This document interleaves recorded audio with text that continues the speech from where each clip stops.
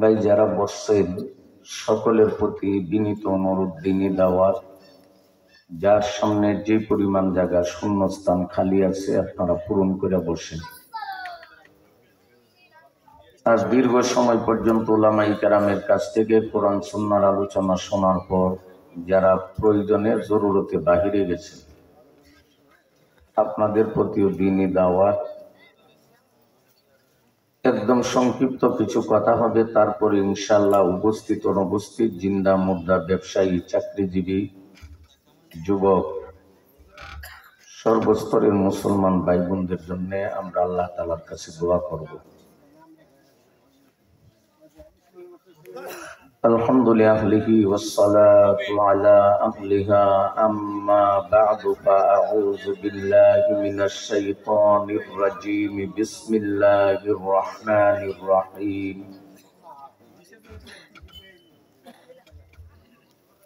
يا أيها الذين آمنوا لا تتخذوا اليهود والنصارى أولياء بعضهم أولياء بعض. وقال تعالى في آية أخرى: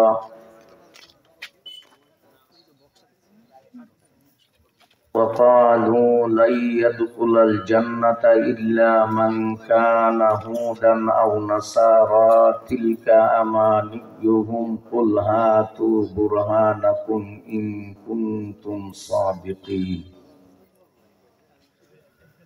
وقال تعالى في موضع آخر: وقالت اليهود ليست النصارى على شيء وقالت النصارى ليست اليهود على شيء.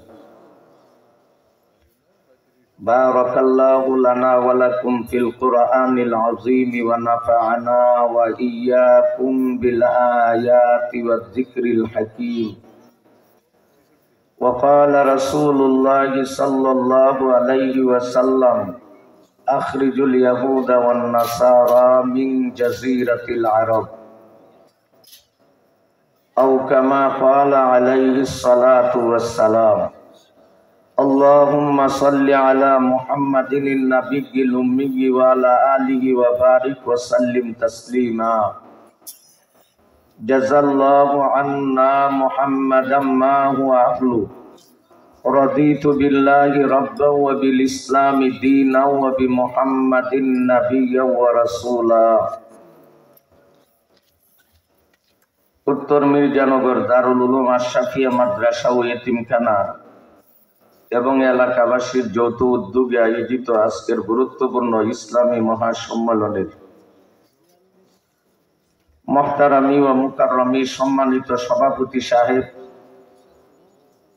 দেশ জাতি উম্মার রাহবর ওয়ারাসাতুল আম্বিয়া হযরত উলামায়ে কেরাম, জাতির ভবিষ্যৎ ছাত্র যুবক ভাইয়েরা, পরম শ্রদ্ধার পাত্র মুরব্বিয়ানে আযম, পর্দার আড়ালে অবস্থানরত আমার অত্যন্ত শ্রদ্ধেয় সম্মানিতা মা ও বোনেরা,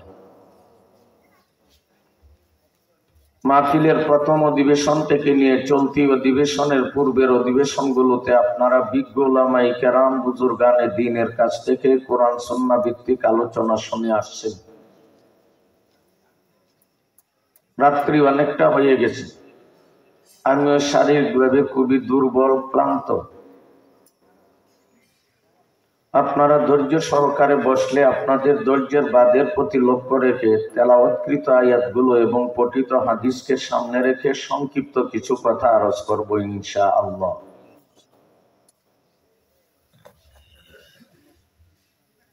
উত্তর মির্জানগর মাদ্রাসার বার্ষিক মাহফিলে দীর্ঘ সময় পর্যন্ত আমরা প্যান্ডেলের নিচে বসা আছে, এতে কোনো আমাদের ভয়ভীতি আছে? ভাই কথা কোনো ভয় আছে? টেনশন আছে? উপর থেকে বোমা পড়ার আশঙ্কা আছে? রকেটের আক্রমণের আশঙ্কা আছে? নাই। ভাই এখানে শব্দ না করলে ভালো হয়।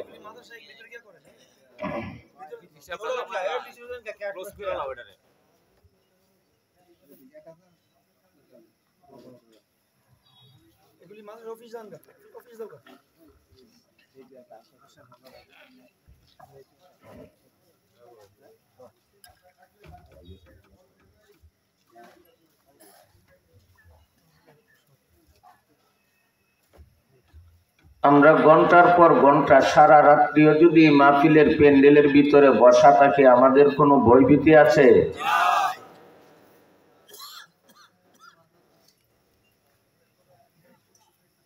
আপনারা যারা হাজির আছেন, মির্জানগর আশরাফুল উলুম মাদ্রাসার মাহফিলের প্যান্ডেলের নিচে বসে নিজের চিন্তা একবার ফিলিস্তিনের দিকে পাঠাইয়া দেন। কথা বুঝতেছেন না আপনারা? আমরা ঘন্টার পর ঘন্টা বসে থাকলেও ভয় নাই, আতঙ্কতা নাই, টেনশন নাই, বোমা পড়ার আশঙ্কা নাই। আমরা নিরিবিলি নিশ্চিন্ত মনে বসা আছি। কিন্তু ফিলিস্তিনের মুসলমান, গাজা উপত্যকার মুসলমান 10টা মিনিট খোলা আকাশের নিচে নিশ্চিন্ত মনে দাঁড়াইয়া থাকার কোনো গ্যারান্টি নাই। কেন? ইসরায়েলের ইহুদিরা নির্বিচারে ফিলিস্তিনের সর্বস্তরের মুসলমান, এমনকি সদ্য ভূমিষ্ঠ বাচ্চার রক্ত দ্বারা ফিলিস্তিনের জমিন লাল হইতেছে।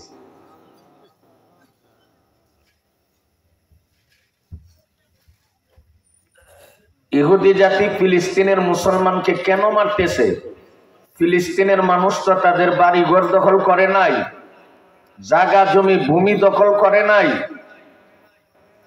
ফিলিস্তিনবাসীর অন্যায় অপরাধ একটাই, তারা মুসলমান। এ ভাই কথা কন। ইহুদ নাসারারা হইল মুসলমানের শত্রু, আল্লাহর শত্রু, নবী মুহাম্মদুর রাসূলুল্লাহর শত্রু।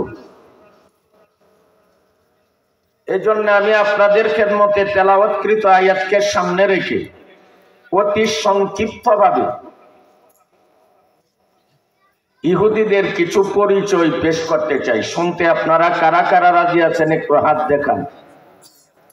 রাজি আছেন? ইহুদ নাসারাদের একটা হইল বংশগত পরিচয়,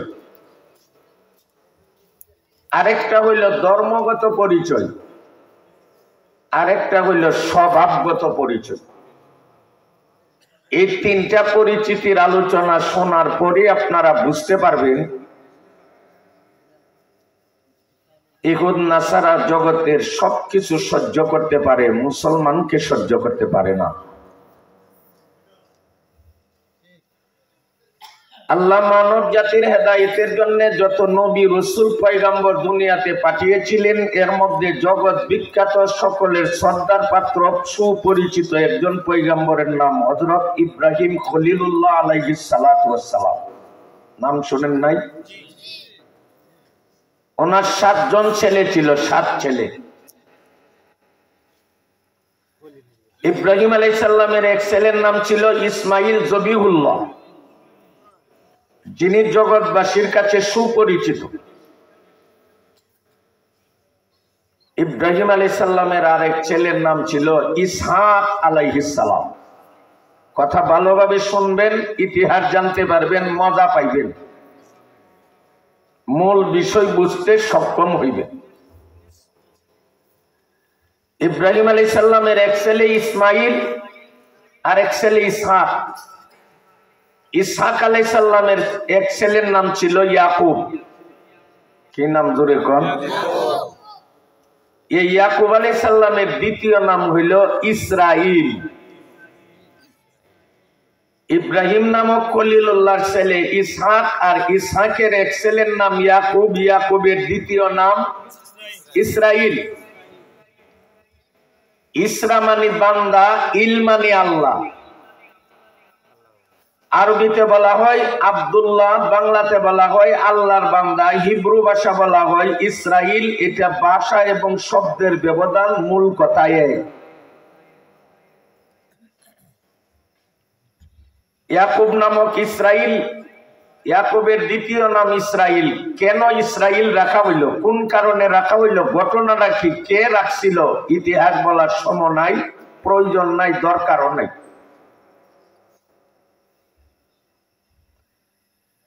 ইয়াকুব নামক ইসরাইলের ছিল 12 জন ছেলে। ইয়াকুব আলাইহিস সালামের ছেলে ছিল কতজন? সবাই বলেন কতজন? এই 12 ছেলের 12টা গোষ্ঠী আছে। ইব্রাহিমের ছেলে ইসহাক, ইসহাক পয়গম্বরের এক ছেলে ইয়াকুব, ইয়াকুবের দ্বিতীয় নাম ইসরাইল। এই ইয়াকুব নামক ইসরাইলের 12 ছেলে, 12 ছেলের 12 গোষ্ঠী। ইয়াকুব নামক ইসরাইলের 12 ছেলের 12 গোষ্ঠীকে পবিত্র কোরআনের ভাষা বলা হয় বনি ইসরাইল। কোরআনে বারবার আসছে ইয়া বানি ইসরাইল। বানি শব্দের অর্থ হইল আওলাদ, সন্তানাদি, জেনারেশন। আর ইসরাইল কার নাম? কথা ইয়াদ নাই। ইসরাইল কার নাম? বানি শব্দের অর্থ হইল আওলাদ, সন্তানাদি। আর ইসরাইল ইয়াকুবের নাম। এখন বানি ইসরাইল অর্থ কি? হে ইয়াকুব নবীর আওলাদ। এই 12 গোত্রের 12 গোষ্ঠীকে কোরআনের ভাষা বনি ইসরাইল বলা হয়, আহলে কিতাবও বলা হয়। এই বনি ইসরাইল 2 দলে বিভক্ত। সবাই বলেন বনি ইসরাইল কয় দলে বিভক্ত? কথা বলতে হবে, এটা ক্লাস চলতেছে, ক্লাস। বনি ইসরাইল কয় দলে বিভক্ত? 2 দলে বিভক্ত। বনি ইসরাইলকে ইয়াকুব নবীর আওলাদ, ইয়াকুব নবীকে ইসহাকের ছেলে, ইসহাককে ইব্রাহিমের ছেলে, ইব্রাহিমের ছেলে ইসহাক, ইসহাকের ছেলে ইয়াকুব, ইয়াকুবের দ্বিতীয় নাম ইসরাইল। ইসরাইল নামক একেবারে 12 ছেলে, 12 ছেলের 12 গোষ্ঠী। পুরা গোষ্ঠীকে কোরআনে ইয়া বানি ইসরাইল বলা হইল। এই বনি ইসরাইল 2 দলে বিভক্ত।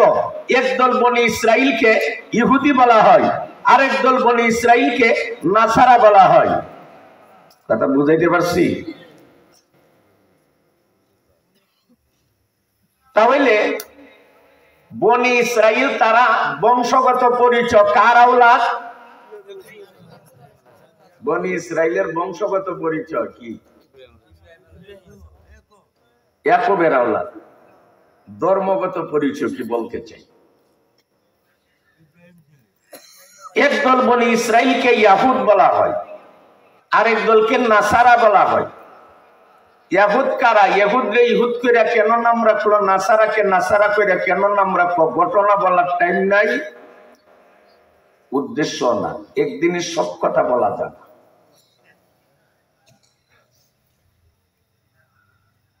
ইয়াহুদ বলা হয় যারা মুসা নবীর উম্মত হইবার মিথ্যা দাবিদার। কথা ভালোভাবে শুনে যাইবেন। আজকে আমাদের সঠিক ইতিহাস জানার অভাব আছে। মুসলমান শত্রুও চিনে না, বন্ধুও চিনে না। শত্রু বন্ধু নির্বাচনের ক্ষেত্রে মুসলমান পিছিয়ে আছে। ইয়াহুদ বলা হয় যারা মুসা নবীর উম্মত হইবার কথা নিয়ে কদে। সবাই বলেন ইয়াহুদ বলা হয় যারা মুসা নবীর উম্মত হইবার মিথ্যা দাবিদার। খ্রিস্টান নাসারা বলা হয় যারা ঈসা নবীর উম্মত হইবার মিথ্যা দাবিদার। মিথ্যা দাবিদার কেন বললাম? ইহুদিদের নবী মুসা আলাইহিস সালাম, মুসা পয়গম্বর যতদিন দুনিয়াতে ছিলেন, এখন আছেন? একবার ছিলেন কিনা? মুসা নবী যতদিন দুনিয়াতে ছিলেন, যখন ছিলেন তখন তিনি ইহুদিদেরকে বলছিলেন, হে আমার জাতি ইহুদিয়ারা, মুহাম্মদ পয়গম্বর দুনিয়াতে আসার আগ পর্যন্ত তোমরা আমার ধর্ম আর শরীয়ত মানতে হবে নাজাত পাইতে গেলে। যখন নবী মুহাম্মদ দুনিয়াতে আসবে, তোমাদের আওলাদ সন্তানাদি যারা নবী মুহাম্মদকে পাইবে, তখন জাহান্নামের আগুন থেকে মুক্তি নাজাত পাইতে গেলে আমি মুসার ধর্ম আর শরীয়ত মানলে হবে না, মানতে হবে নবী মুহাম্মদের শরীয়ত। দেখেন কথা বুঝে আসে কিনা। মুসা পয়গম্বর যতদিন দুনিয়াতে ছিলেন, উনি ওনার জাতি ইহুদিদেরকে লক্ষ্য করে বলছিলেন, হে আমার জাতি উম্মত ইহুদিয়ারা, মুহাম্মদ আসার আগ পর্যন্ত আমার ধর্ম মানবে, মুহাম্মদ আসলে নাজাতের জন্য মুহাম্মদের ধর্ম মানবে। ঠিক একইভাবে ঈসা পয়গম্বর তার জাতি খ্রিস্টানদেরকে বলছিলেন, হে আমার উম্মত জাতি খ্রিস্টান রাসারারা, আমি শেষ নবী এবং শ্রেষ্ঠ নবী না। কে বলছিলেন? ঈসা আলাইহিস সালাম বলছিলেন, আমি শেষ নবী এবং শ্রেষ্ঠ নবী না, মিন বা'দি ইসমুহু আহমদ, আমি ঈসার পরে শেষ এবং শ্রেষ্ঠ নবী হিসেবে মুহাম্মদ দুনিয়াতে আসবে। কাজেই হে আমার জাতি নাসারারা, মুহাম্মদ আসার আগ পর্যন্ত আমার শরীয়ত হবে তোমাদের নাজাত পাইবার ব্যবস্থা। যখন মুহাম্মদ দুনিয়াতে আসবে, জাহান্নামের আগুন থেকে নাজাত পেয়ে চিরশান্তি স্থান বাসরঘর জান্নাতে যদি তোমাদের যাইতে হয়, ব্যবস্থা একমাত্র নবী মুহাম্মদের ধর্ম মানা। এই পরিমাণ কথা আপনারা বুঝতে পারছেন নি? বলে বুঝতে পারছেন? যদি বুঝা থাকেন বলেন, মুসা নবী তার জাতি ইহুদিদেরকে পরামর্শ কি দিছিল কিয়ামত পর্যন্ত? মুসার ধর্ম মানা না মুহাম্মদ আইবার আগ পর্যন্ত? যখন মুহাম্মদ আসবে নাজাত পাওয়ার জন্য মুসা নবীর পরামর্শ কি ছিল? কার ধর্ম মানা? ঈসা পয়গম্বর তার জাতির নাসারাদেরকে পরামর্শ কি দিছিলেন? কিয়ামত পর্যন্ত মুহাম্মদের ধর্ম মানা। আরে কিয়ামত পর্যন্ত ঈসার ধর্ম মানা। যতদিন নবী মুহাম্মদ না আসবে ঈসার ধর্ম মানবে। যখনই নবী মুহাম্মদ আসবে নাজাত পাইতে গেলে মুহাম্মদের ধর্ম মানতে হবে। সুতরাং যারা নিজেদেরকে ইহুদি দাবি করে আর আমরা নবীর ধর্ম মানে না, প্রকারান্তরে বাস্তবে তারা তাদের নবী মূসাকে মানে না। যারা নবীর কথা না মাইনা উম্মত হইবার দাবি করে তারা পাক্কার কাউকার নিস্তুপ হইতে পারে, সত্যবাদী হইতে পারে না।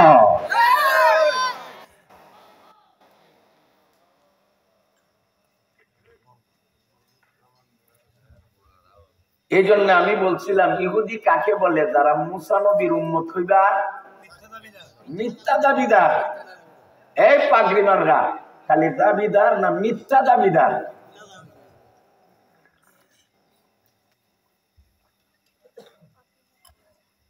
যারা নিজেকে ইহুদি দাবি করে, আমরা ইহুদি আহলে কিতাব, অথচ আমরা নবীর শরীয়ত মানে না, ধর্ম মানে না, তারা প্রকারান্তরে তাদের নবী মূসাকেও মানে না।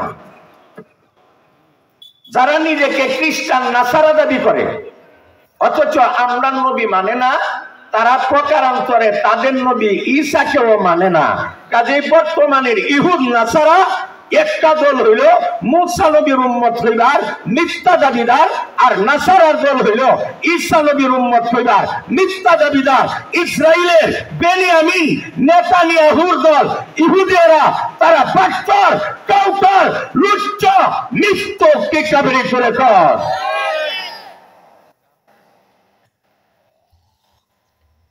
ইহুদ নাসারার কড়া পরিচয় আমি বলবো বলছিলাম, নাই কটা? তিনটা। একটা হইল বংশগত পরিচয়। বংশগত পরিচয় কি পাইলাম? তারা ঈসা নবীর উম্মত, আরে তারা ইয়াকুব নবীর আওলাদ। ধর্মগত পরিচয় কি পাইলাম? একটা দল মূসা নবীর উম্মত এবার মিথ্যা দাবিদার, আরেকটা দল ঈসা নবীর উম্মত, এবার মিথ্যা দাবিরা। 3 নম্বর পরিচয় হইল স্বভাবগত পরিচয়। বলেন, খাদ্য চিনিন নি আপনারা? আমরা ব্রাহ্মণবাড়িয়ার আঞ্চলিক ভাষা খাদ্য খারাপ, স্বভাব খারাপ। ইহুদ নাসারার একটা স্বভাব আছে। ইহুদ নাসারার স্বভাব কি? ইহুদ নাসারার স্বভাব হইল চুর ডাকাইতের স্বভাব। চুর আর ডাকাইতের যেই স্বভাব, ইহুদ নাসারার সেই স্বভাব। কথা কোন? চুরের স্বভাব। চুরের স্বভাব কি? 10 চুরের মিল্লা যখন আরেক বেড়ার বাড়ির গাতা দিয়া শীত কেটে চুরি করে, তখন 10 জনের মধ্যে দলাদলি থাকে না একমত থাকে? বুঝে না? চেয়ারম্যান সাহেব, আপনি তো চেয়ারম্যান সাহেবের প্রতিনিধি হয়ে আইছে, আপনার জাতি তো বুঝে না কথা। আমি কি ইংরেজি দিয়ে কথা কো? রায় তো অনেক চলছে, হেরার লাগি না আমার লাগি। এরা তো 10 মিনিটের ভিতরে বাড়ি দিয়ে ঘুমাই থাকবো, আমার তো 3টা ঘন্টা লাগবে বাড়ি দিতে।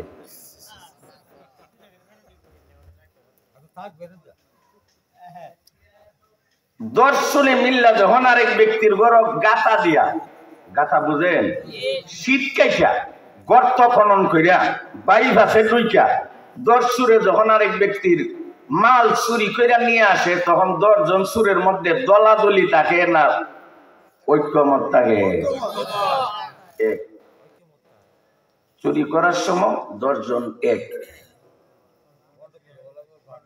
চোরাইকৃত মাল যখন তেমুখিত বইয়া বন্টন করে, ত্রিমুখ বইয়া, তখন সরস নিরস ছোট বড় নিয়া ঐক্যমত থাকে না দলাদলি? এই পরিমাণ কথা বুঝছেন নি? দেখি তাহলে ইহুদ নাসারার স্বভাবটা বুঝবেন। দর্শনে মিললে কোন ব্যক্তির ক্ষতি যখন করতে যা, তখন তাদের মধ্যে একমত। স্বার্থ লইয়া যখন বাটাবাটি হয়, স্বার্থ লইয়া দলাদলি হয়। তিক্তদরূপ ওয়াকালাতিল ইয়াহুদু লাইসাতিন নাসারা আলা শাই, ওয়াকালাতিন নাসারা লাইসাতিল ইয়াহুদু আলা শাই। ইহুদির দলে নাসারারা রেখো, ও নাসারার দল, তোরার কোন ধর্ম কর্ম ভিত্তি নাই, পাওয়ার নাই, যা আছে সব আমরা, তোরা খালি আব্দুল্লাহ জিন্দাবাদ। আর নাসারার দল ইহুদিদেরকে বলে ওয়াকালাতিন নাসারা লাইসাতিল ইয়াহুদু আলা শাই। নাসারারা ইহুদিদেরকে বলে, ও ইহুদি জাতি, তোরা হইল মালউন জাতি, অভিশপ্ত জাতি। তোরার বাপ দাদা একবার মাছ শনিবারে মাছ মাইরা বান্দরে পরিণত হইছি। এই বান্দরের বাচ্চাদের কোনো ধর্ম কর্ম ভিত্তি নাই, যা আছে সব আমরা। আধিপত্য বিস্তারের ব্যাপারে ইহুদ দেখতে পারে না নাসারারে, নাসারা দেখতে পারে না ইহুদিকে। বিশ্ব শাসনের ব্যাপারে ইহুদ দেখতে পারে না নাসারারে, নাসারা দেখতে পারে না ইহুদিদেরকে। ইহুদিরা বলে আমরা পরাশক্তি হইব, নাসারারা বলে আমরা সুপার পাওয়ারের অধিকারী হইব। আধিপত্য বিস্তারের ব্যাপারে ইহুদ নাসারা একটা আরেকটা শত্রু। মুসলিম নিধনের ব্যাপারে, মানুষ খতম করার ব্যাপারে, ইসলাম বিদায়ের ব্যাপারে, মুসলমান মারার ব্যাপারে, ফিলিস্তিন ধ্বংসের ব্যাপারে, আফগান ধ্বংসের ব্যাপারে, মুসলিম অধ্যুষিত দেশ ধ্বংস করার ব্যাপারে ইহুদ নাসারা লাল কুত্তা শিয়ালের ভাই। শিক্ষা বিধি ফিরে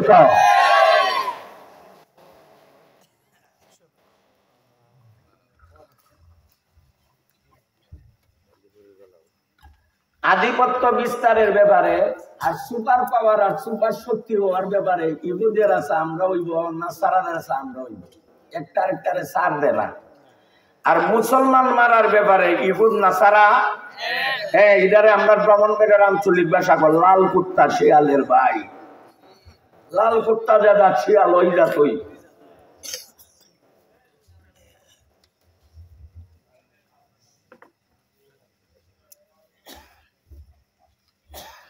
আধিপত্য বিস্তারের ব্যাপারে একে অপরের সাথে বনাবন্তি নেই। আর অহংকার ফুডাঙ্কি বেড়াগিরির ব্যাপারে وقالوا لن يدخل الجنة إلا من كان هودا أو نصارى। ইহুদ নাসারা মুসলমানের ব্যাপারে ইহুদ নাসারা বলে, হে জগতের মুসলমানরা, ইহুদি জাতি মুসলমানদেরকে বা বিশ্ববাসীকে মেসেজ আর দাওয়াত দেয়, হে দুনিয়ার লোকেরা, আল্লাহর তৈয়ারি জান্নাতে যদি যাইতে চাও, আল্লাহর বানানো জান্নাত যাইবার একমাত্র ব্যবস্থা হইল সবাই ইহুদি হইয়া যাও। কথা নেই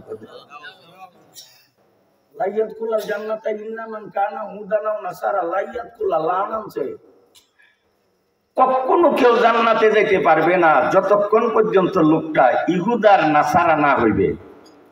দেখছেন, ইহুদির দলে বলে জগতের মানুষ জান্নাতে যাইতে গেলে ইহুদি হয়ে যাও, খ্রিস্টান নাসারা বলে জান্নাতে যাইতে গেলে নাসারা হয়ে যাও। কেন কেন? জান্নাত কি গরুর বাজারের মতো ডাকি আনছে? ইহুদ নাসারারা জান্নাতের অত বড় ঠিকাদারি নিয়ে কেন? ওই ঠিকাদারিটা কেন না রেখে এত বলে? وقالت اليهود والنصارى نحن أبناء الله وأحباؤه। ইহুদ এবং নাসারারা বলে, হে দুনিয়ার মানুষ, তোমরা জান্নাতে গেলে যাইতে হইলে ইহুদ নাসারা হইতে হবে। কারণ আমরা যারা ইহুদ আর নাসারা, আমরা সবাই হইলাম আল্লাহর বন্ধু এবং সন্তান। কালকে নাউজুবিল্লাহ বাড়ি যে কইল, কোন জায়গাত আলহামদুলিল্লাহ, কোন জায়গাত নাউজুবিল্লাহ, কোন জায়গাত ইন্নালিল্লাহ, কোন জায়গাত সুবহানাল্লাহ, এটা অর্ডার দিয়ে আনা মনে। ব্রাজিল আর্জেন্টিনার খেলার সময় গোল ঢুকলি আর অর্ডার দেওয়ান লাগে না, পালের সুদে লুঙ্গি গলার উপরে দাদা। কারণ আমরা মুসলমানরে বাদ দিয়ে ইহুদ নাসারারে বন্ধু বানাই আনিছি।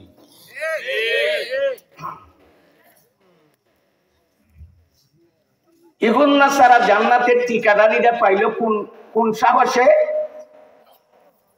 ইহুদ নাসারা বলে, হে দুনিয়ার মানুষ, তোমরা আমরা ইহুদ নাসারা বানাইয়া জান্নাতে নিতে চাই। দাওয়াতটা কেন দিই জানো?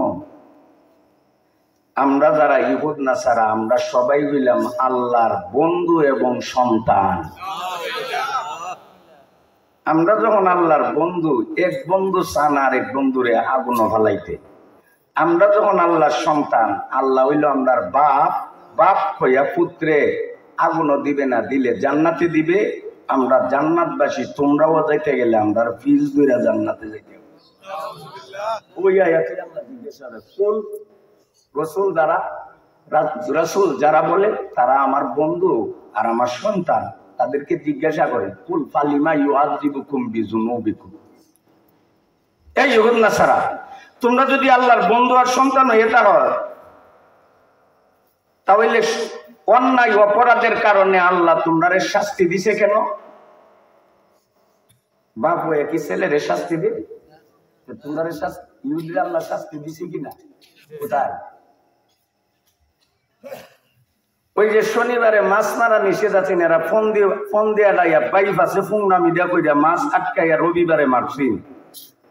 আল্লাহ তাদের মধ্যে যারা মাছ মৎস্য শিকারে আত্মনিয়োগ করেছিল, আল্লাহ বলছিল কুনু কিরাদাতান খাসিন, যারা আমার হুকুম অমান্য করে তোমরা মাছ মারাতে আত্মনিয়োগ করছো, তোমরারে আর মানুষ রাখবো না, তোমরারে বানরে পরিণত করব।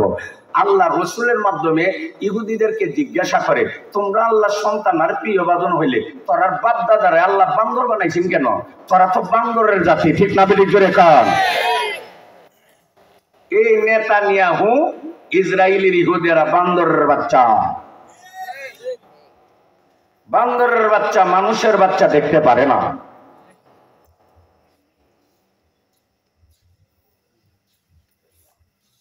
সংক্ষিপ্তভাবে কয়েকটা কথা বললাম। আমার কথা বুঝে থাকলে বলেন, ইহুদ নাসারার তিনটা পরিচয় আপনারা যে পাইলেন, এর দ্বারা আপনার কি বুঝলেন? জগতের ইহুদ নাসারা আমরার বন্ধু। এই আল্লাহ আমার প্রথম তেলাওয়াতকৃত আয়াতে বলেন, ইয়া আইয়ুহাল্লাযীনা আমানু লা তাত্তাখিযুল ইয়াহুদা ওয়ান নাসারা আউলিয়া। তিন পরিচয় তোলার পরে আমি আল্লাহর কথা আপনাদেরকে স্মরণ করাইয়া দিতেছি। আল্লাহ বলেন, হে জগতের মুসলমান নর ও নারীরা, জগতের কোন ইহুদ নাসারাকে তোমরা বন্ধু বানাইও না। ইহুদ নাসারাকে তোমরা বন্ধু কথা কন, কে বলছেন? আরো জোরে কন, কে বলছেন? কাদেরকে বলছেন?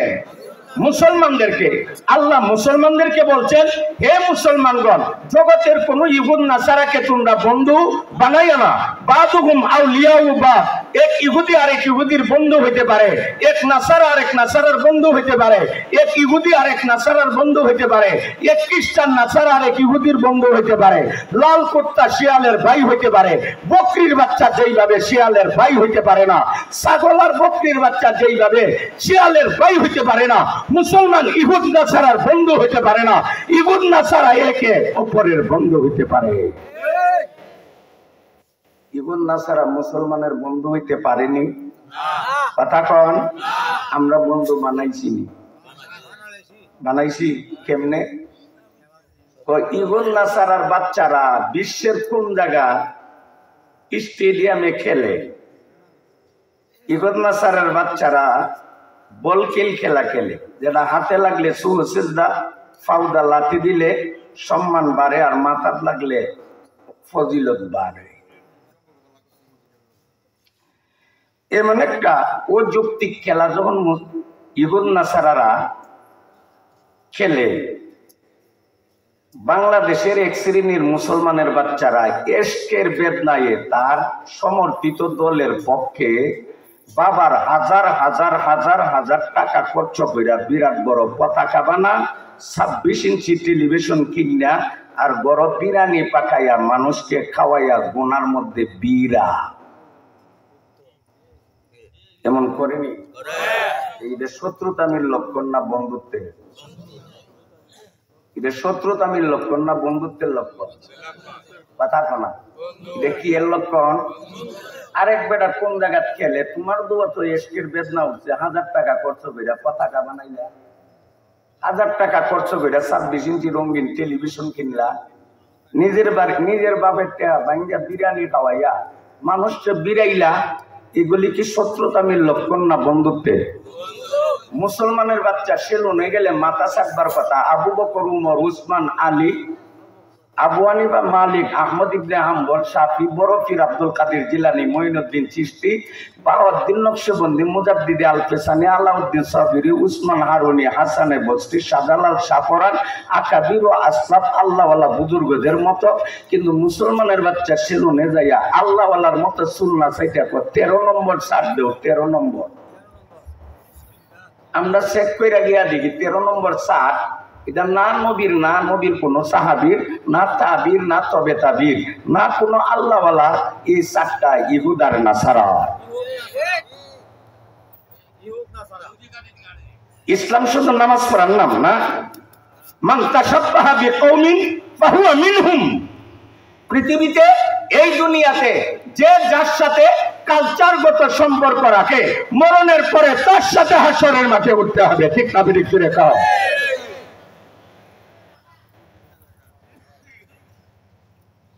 এজন্য আল্লাহ বলেন, এ দুনিয়ার মুসলমান নরনারীরা ইহুদ নাসারাকে বন্ধু বানাইও না। এবার ইহুদ নাসারা আমরা বন্ধু হইতে পারে? শেষ কথা, কয়েক মিনিটে বইলে শেষ করব। ইহুদ নাসারা বন্ধু হইতে পারে? হাত দেখান, হাত দেখান। ইহুদ নাসারা বন্ধু হইতে পারে? মুখ দিয়ে না করেন, আর হাত দিয়ে ভেবে দেন।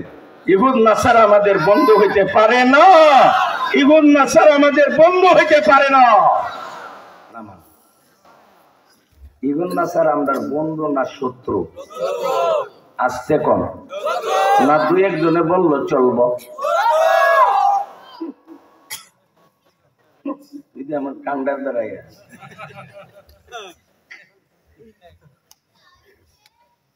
নতুন শত্রু না পুরাতন?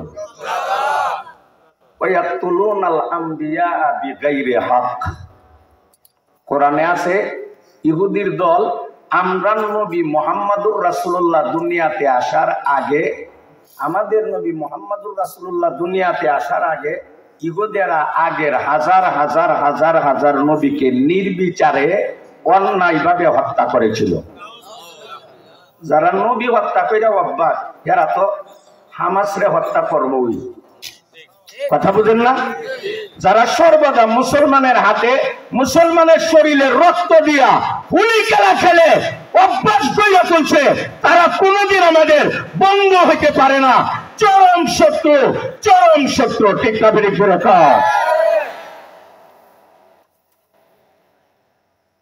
আমাদের নবীর আগে অন্য নবীদেরকে তারা হত্যা করছে কিনা? গুরুত্বপূর্ণ কথা শুনা যান। আমরার নবী যেদিন জন্ম নিয়েছিল এদিনও নবী মুহাম্মদুর রাসূলুল্লাহকে ইহুদিরা হত্যা করার চক্রান্ত করেছিল। কথা বলা কিন্তু পারিনি। কেন? ইয়া আইয়ুহার রাসূল বাল্লিগ মা উনজিলা ইলাইকা মির রাব্বিক ওয়া ইন লাম তাফআল ফামা বাল্লাগতা রিসালাতাহু ওয়াল্লাহু ইয়াসিমুকা মিনান নাস। আল্লাহ বলেন, রাসূল আপনি দাওয়াত দেন, আপনি তাবলীগ করেন, আপনি আমার কাছ থেকে ওহীর মাধ্যমে যা পাইছেন কুক্ষিগত না রেখে প্রচার করে দেন। এতে করে কেউ মারতে কাটতে আসলে আমি আল্লাহ আপনাকে হেফাজত করব। ইহফাজিল্লাহ ইয়াহফাজকাল্লাহ। আমাদের নবীকে জন্মের দিন ইহুদিরা মারতে চেয়েছে, পারছিনি ভাই? কথা কন, কেন পারে নাই? কে হেফাজত করছে? 40 বছর 6 মাস পর 610 খ্রিস্টাব্দে 12 ফেব্রুয়ারি জাবালে ফারান অর্থাৎ জাবালে নূরের গারে হেরাতে আল্লাহ রাসূলকে নবুয়ত দান করেন। ধীরে ধীরে আয়াত আসে, ইয়া আইয়ুহাল মুদ্দাসসির কুম ফাআনজির ওয়া রাব্বাকা ফাকাব্বির ওয়া আনজির আশিরাতাকাল আকরাবিন। হুজুর দাওয়াত দিতে শুরু করছে। লাবিদ ইবনে আসাম নামক ইহুদি আমাদের নবীকে জাদু করে মারার চক্রান্ত করেছিল। কে? লাবিদ ইবনে আসাম নামক ইহুদি আমাদের নবীকে জাদু করে মারার চক্রান্ত করেছিল। জাদুর অ্যাকশন প্রভাব নবীর গায়ে পড়েছিল। নবী দুর্বল হয়ে গেছিল। একদিন রাত্রে রাসূল ঘুমাইয়া রইছেন, স্বপ্নে দেখতেছেন দুইজন ব্যক্তি, তারা আসলে মানুষ ব্যক্তি না, তারা ফেরেশতা। একজন নবীর মাথার কাছে আর একজন নবীর পায়ের কাছে। পায়ের কাছে ফেরেশতা যিনি বসা দাঁড়ানো, উনি মাথার কাছে ফেরেশতাকে বলে, লোকটার কি হইল? লোকটা বলতে কে? হ্যাঁ, উনি তো এতদিন সুস্থ ছিল, ভালো ছিল, তার কি হইল? এখন দুর্বল হয়ে যেতেছে। তখন মাথার কাছে যিনি বসা উনি জবাব দিলেন, রসুলের ব্যবহৃত চিরুনি সংগ্রহ করে সুতার মধ্যে 11টা গ্রন্থি গিট্ট দিয়া এটারে রসুলের ব্যবহৃত চিরুনির মধ্যে পেঁচাইয়া খেজুরের কুলুস ঢুকাইয়া আজরক নামক কুয়ার মধ্যে রাখা হয়েছে। পাথরটা চাপ দিয়ে রাখা হয়েছে। জাদুর অ্যাকশন তার উপরে পড়ছে। 3 দিন উনি দুর্বল হবে। তখন পায়ের কাছে ফেরেশতা বলে, সবকিছু বুঝলাম জানলাম, তারে বাঁচাইতে হবে কিভাবে? ওই কুয়ের মধ্যে ঢুইকা পাথরটা সরাইয়া এই জাদুর বস্তুগুলি যদি আনা হয় তখন গিট্টু আর গ্রন্থগুলি খুইলা দিবে, উনি সুস্থ হয়ে যাবে। রাসূল এই কথা জানছেন, সাহাবাদেরকে পাঠাইছেন। ওই জায়গাতে যাইয়া সুতা পাইলেন, চিরুনি পাইলেন, খেজুরের কলস পাইলেন, পাথর পাইলেন, সরাইয়া সবকিছু পাইলেন। আল্লাহ একসাথে সূরা নাস আর ফালাক নাজিল করলেন। ওই সুতার মধ্যে 11টা গ্রন্থি ছিল, 11টা গিট্ট। এই জন্য সূরা নাস ফালাকের আয়াত 11টা। এক একটা আয়াত করে এক একটা গ্রন্থি ফু দেওয়া হয়, সুইটা যা, নবী সুস্থ হয়ে যা। তা আমি বলছিলাম, জন্মের দিন ইহুদেরা আমার নবীকে মারার চক্রান্ত করেছিল, আল্লাহ হেফাজত করেছেন।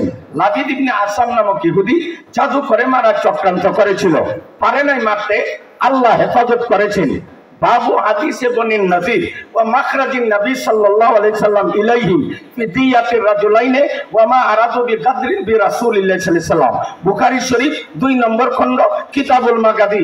এই শিরোনাম আনা হয়েছে, আল্লাহর নবী একবার কয়েকজন সাহাবীকে নিয়ে বনু নজিরের ইহুদিদের বাড়িতে গেলেন। ইতিহাস বলা, হাদিস বলার আমার সময় নাই। বনু নজিরের ইহুদিদের বাড়িতে বিশেষ প্রয়োজনে রাসূল সাহাবাদের এক জামাত নিয়ে গেলেন। রাসূলকে বনু নজিরের ইহুদিরা ঘরে ঢুকাইয়া উপর থেকে পাথর নিক্ষেপ করে মারার চক্রান্ত করেছিল।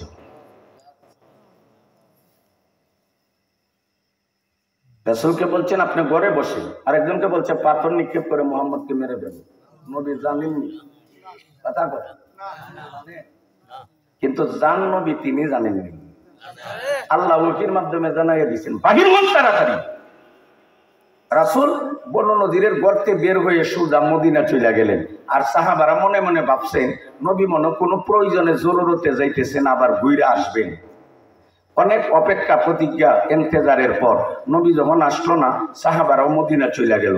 সাহাবারা বললেন হুজুর আমাদেরকে নিয়ে আপনি বনু নদীরের বাড়িতে গেলেন, হঠাৎ চলে আসলে আমরা ভাবছিলাম আপনি মনে কোনো জরুরতে যাইতেছেন, ফেরত যাইবেন।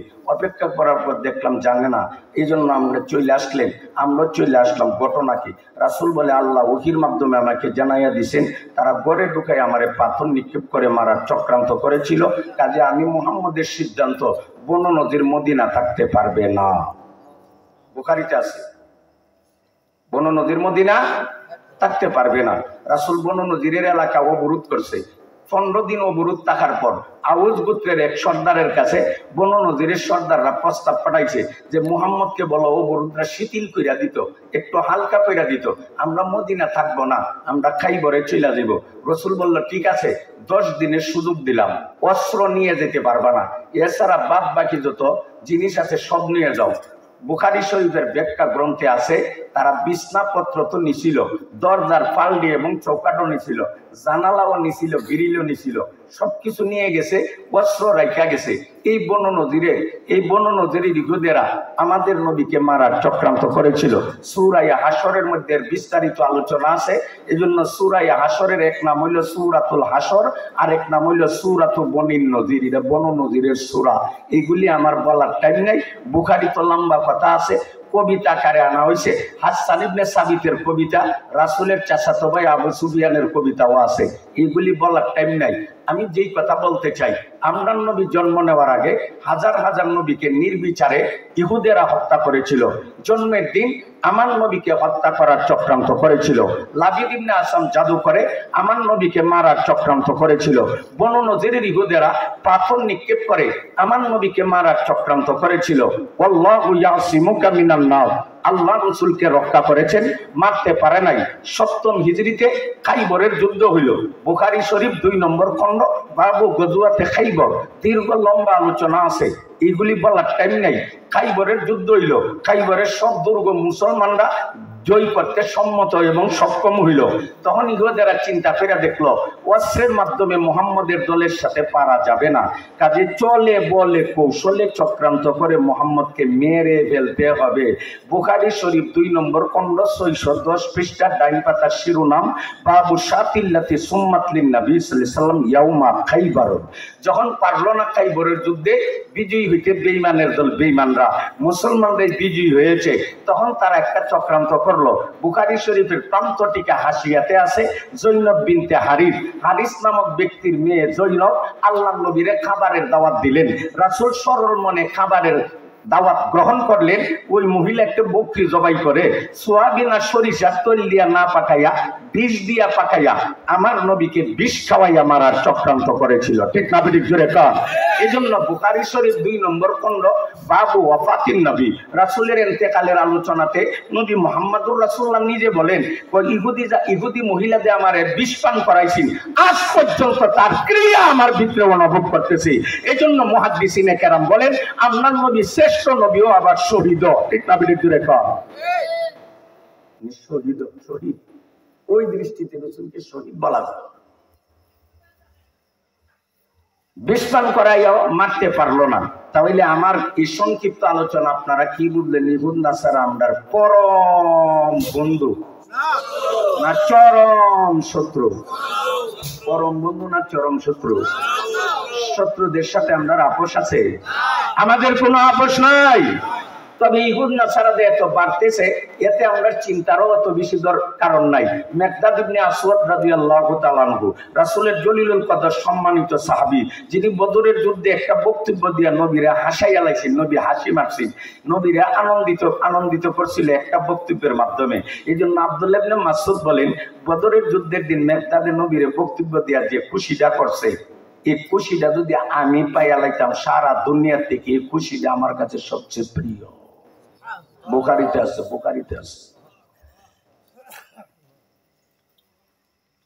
মেকদাদ ইবনে আসওয়াদ থেকে বর্ণিত রাসূলের হাদিস লা ইয়াবকা আলা যররিল আরদি বাইতু ওয়া বারিন ওয়ালা মাদারিন ইল্লা আদখালাহুল্লাহু কালিমাতাল ইসলামি বিইজ্জি আজিজিন আও জিল্লি জালিল।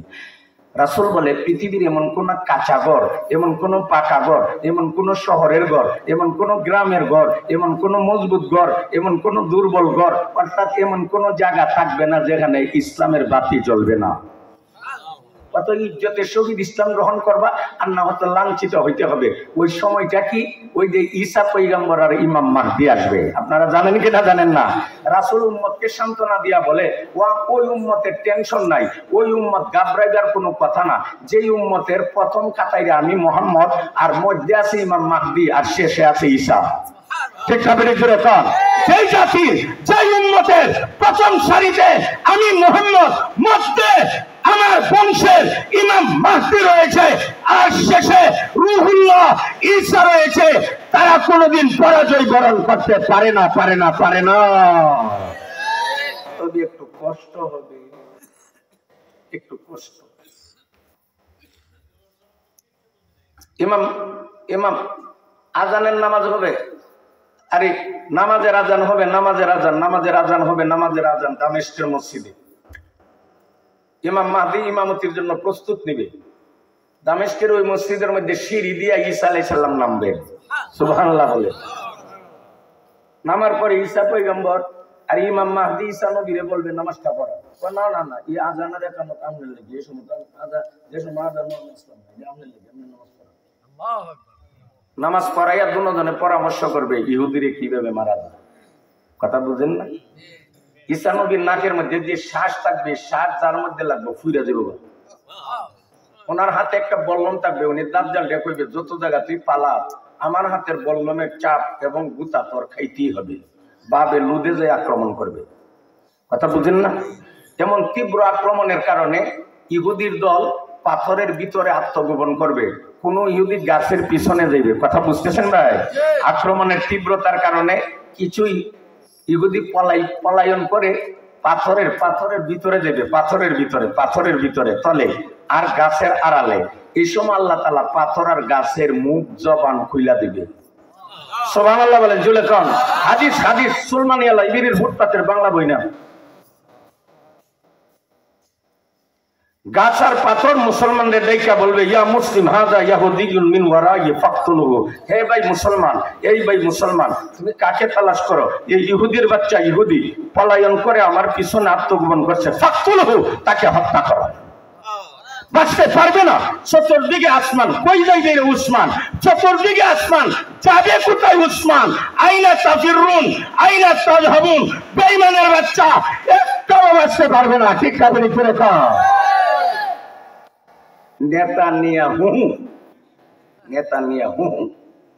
নেতানিয়াহুর বংশ বাঁচতে পারবে না। ও হাদিস শরীফে আছে, গারকাদ একটা বৃক্ষের নাম, গারকাদ হলো একটা গাছের নাম। হাদিসের মধ্যে আছে এই গাছটা ইহুদিদের গাছ। এই জন্য ইসরায়েল ইহুদিরা এই গাছটা বেশি বেশি লাগাইতেছে, কইটা আমরা দলের গাছ।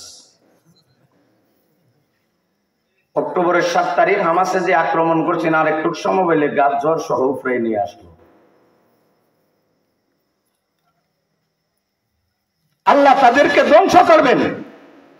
আমাদের দায়িত্ব, কর্তব্য ইহুদিদের, ইসরায়েলের পণ্য বর্জন করা। ঠিক কাবিরে জুড়ে খান, রাজি আছেন? আর তাদের ধ্বংসের জন্য আল্লাহর কাছে দোয়া করা, কুনুতে নাযিলা করা। ফিলিস্তিনের, হামাসের নিরপরাধী মাসুম নারী পুরুষের স্বাধীনতা অর্জনের জন্য আল্লাহর পক্ষ থেকে বদর হুনাইনের, কল্যাণ তাবুকের চারটা আসার জন্য ফিলিস্তিনের পক্ষে দোয়া করা। ঠিক কাবিরে জুড়ে খান। এবার রাজি আছেন? রাজি আছেন? কে কে রাজি একটু হাত দেখান। কথা শেষ করে বলাইছি। ফিলিস্তিনের মুসলমানের জন্য দোয়া করতে রাজি? রাজি কিনা রাজি না? এই আমি কোন কথা দিয়ে শুরু করছিলাম? আমরা এখানে মুষ্টিময় কয়েকজন মানুষ বসা আছি, সারা রাত থাকলো, ডর নাই, বই নাই, টেনশন নাই, বোমা পড়ার আশঙ্কা নাই, রকেট মাথাতে আঘাত আনার আশঙ্কা নাই। কিন্তু 5 জন ফিলিস্তিন, বিশেষ করে গাজা উপত্যকাতে 5 জন মুসলমান খোলা আকাশের নিচে 5টা মিনিট নিশ্চিন্ত মনে দাঁড়াইবার সুযোগ নাই। কেন? একই কথা। তোমার ইসলাম যেটা, আমার ইসলাম এটা। রাসূল বলেন লা ফাযলা লি আরাবিয়্যিন আলা আজামিয়্যিন ওয়ালা আজামিয়্যিন আলা আরাবিয়্যিন ওয়ালা আসওয়াদ আলা আহমার ওয়ালা আহমার আলা আসওয়াদ। রাসূল বলেন কালো দলা দেখে আল্লাহ মার্কে দিবে না। আল্লাহর কাছে কালা, তুমি কালা হইতে পারো, আরেকজন সুন্দর হইতে পারে, তুমি কাঠু হইতে পারো, আরেকজন লম্বা হইতে পারে, তুমি চিকন হইতে পারো, আরেকজন মোটা হইতে পারে, তুমি গরিব হইতে পারো, আরেকজন ধনী হইতে পারে, কেউ রাজা হইতে পারে, কেউ প্রজা হইতে পারে, কেউ আফ্রিকার বাসিন্দা, কেউ বাংলাদেশের বাসিন্দা, কেউ অর্থনৈতিক অবস্থা একদম দুর্বল, আরেকজন সবল। এই ধরনের বৈষম্যতা পার্থক্য থাকতে পারে। তুমি বাংলা কথা কও, আরেক বেটা ফার্সি কথা কও, আরেকজন উর্দুতে বলে, আরেকজন ইংরেজিতে বলে, আরেকজন আরবিতে বলে, আরেকজন মালয় ভাষা বলে, আরেকজন ফিলিপিনের ভাষা বলে। ভাষার ইখতিলাফ ও আলসিনাতিকুম, ভাষার ব্যবধান হতে পারে, গায়ের রঙের ব্যবধান হতে পারে, অর্থনৈতিক ব্যবধান হতে পারে, ভৌগোলিক বিবেচনায় ব্যবধান হতে পারে, কিন্তু এক কলমার বাঁধনে, একটা কালিমার রশি দ্বারা মুহাম্মাদুর রাসূলুল্লাহ সর্বযুগের সর্বস্থানের সমস্ত মুসলমানকে এক বানাইয়া গেছেন। ঠিক না বেঠিক জোরে কও। জাসাদিন ওয়াহিদ, একটা দেহের মতো আমার শরীরটা, আমার দেহের মধ্যে অনেক অঙ্গ আছে। আমার দেহের একটা অঙ্গ হাত, আরেকটা পাও, একটা নাক, আরেকটা কান, আরেকটা চোখ, একটা পেট, আরেকটা পিঠ, আরেকটা উড়া, আরেকটা রান, আরেকটা বাহু, বিভিন্নতা আছে, কিন্তু দেহ কটা? অঙ্গ বিভিন্ন হইতে পারে। আচ্ছা, আমার দেহের মধ্যে শেষ কথা বলতেছে, আমার দেহের মধ্যে সবার নিচের দেহ অংশটা কোনটা? আর উপরেরটা মাথা। পাও থেকে মাথা তো মোটামুটি একটু দূরে না? এখন আপনি চলতেছেন, চলার মধ্যে পায়ে দেওয়া যদি লোহা ঢুকে, মাথা মনে কবর হইতো না। এই পাওয়ার লোহা ঢুকছে, মাথা কবর হইতো কেন? ওই মাথা বলে রুবর আর দূরত্ব দেখ শুনি।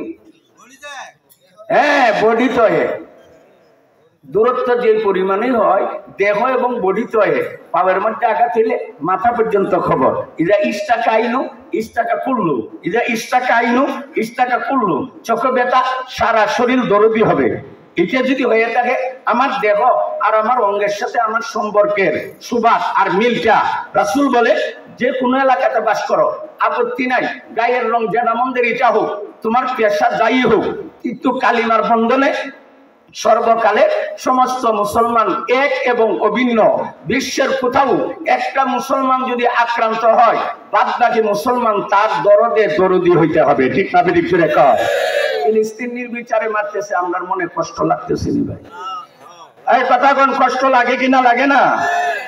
আল্লাহ তুমি ফিলিস্তিনকে স্বাধীন করে দাও, স্বাধীন করে দাও, স্বাধীন করে দাও। হামাসদের গলাতে বিজয়ের মালা পরাইয়া দাও, ইহুদিদেরকে শায়েস্তা করো। আল্লাহুম্মা খুযিল ইয়াহুদ ওয়ান নাসারা কামা আখাযতা কওমা ফিরআউন ওয়া নমরুদ ওয়া শাদ্দাদ ওয়া হামান ওয়া কারুন ওয়া কওমান আখারিন আযযা আজিদিম মুক্তাদির ইয়া আল্লাহ। আমিন কল। আমিন। আর জোরে আমিন। ওয়া আখিরু দাওয়ানা আনিল হামদুলিল্লাহি রাব্বিল আলামিন। সুবহান রাব্বিকা রাব্বিল ইজ্জাতি আম্মা ইয়াসিফুন ওয়া সালামুন আলাল মুরসালিন ওয়াল হামদুলিল্লাহি রাব্বিল আলামিন। আমি অনেক কথা বলছি, এত রাত পরে আমি ওয়াজ করি না। ভবিষ্যতে আমার দাওয়াত না দিলে খুশি, কেউ দিলে এত রাত পরে দিয়ে না। পাগড়ি দিয়া দেন।